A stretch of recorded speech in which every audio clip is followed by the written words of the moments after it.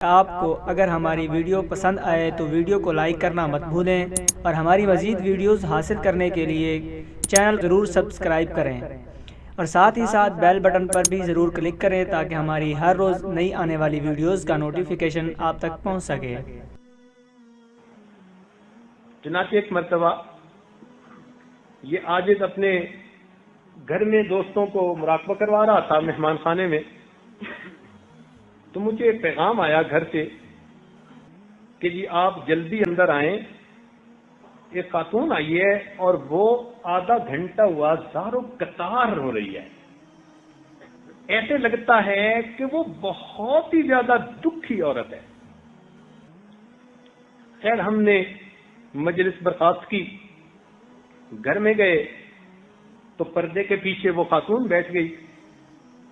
میں نے اس سے پوچھا بی بی آپ کو کیا ہوا، کیوں آپ اتنی پریشان ہیں، غمزدہ ہیں؟ وہ کہنے لگی جی کہ میں فلاں ایک بڑے شہر کا نام لیا، وہاں سے آئی ہوں،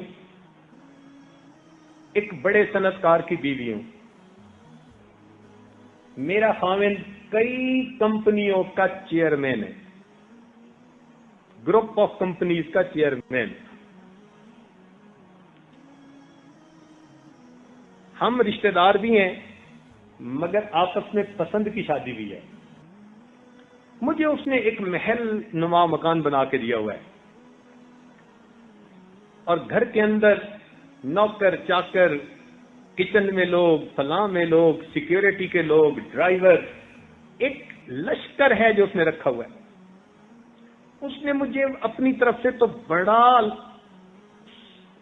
سکون میں رکھا ہے اور نعمتوں میں رکھا ہے، اور گھر کے سارے خرچے بھی وہی دیتا ہے۔ 7 سال ہماری شادی کو ہو گئے، میری اولاد نہیں، مگر میری پریشانی کی یہ وجہ نہیں ہے، کیونکہ خاوند مجھ سے خوش ہے، میں خاوند سے خوش ہوں، اللہ تعالیٰ نے چاہا تو وہ ہمیں اولاد عطا کر دے گا۔ میں نے پوچھا کہ پھر پریشانی کی وجہ کیا؟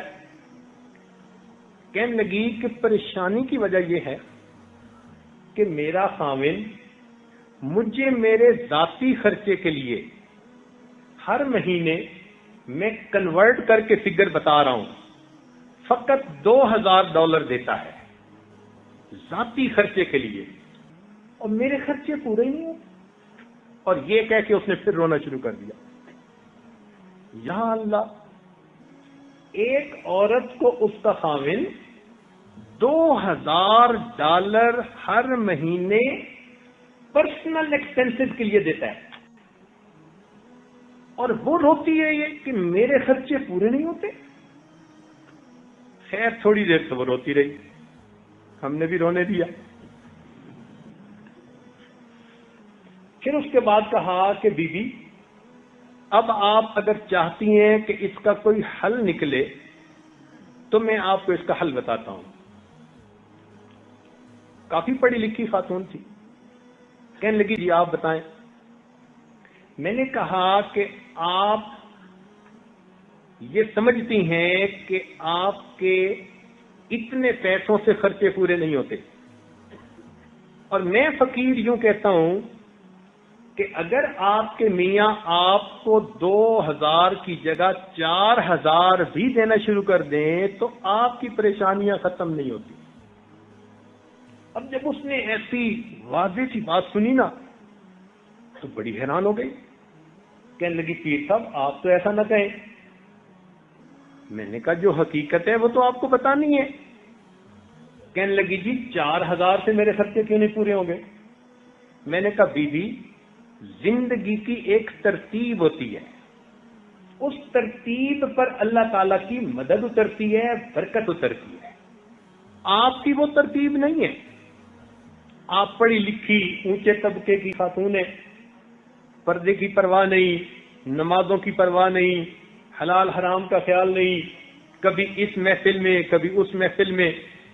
جب اللہ تعالیٰ کے حکموں کو آپ اس طرح توڑتی پھریں گی، نبی علیہ السلام کی سنتوں کو یوں چھوڑتی پھریں گی، تو اللہ تعالیٰ آپ کے دل میں سکون نہیں آنے دیں گے،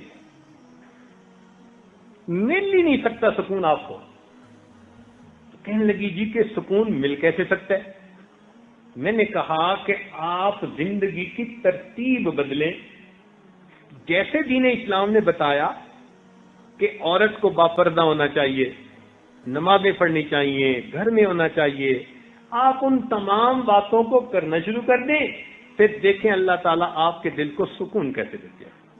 اللہ تعالیٰ کی شان کوئی قبولیت کی گھڑی تھی. اس خاتون کے دل میں بات بیٹھ گئی.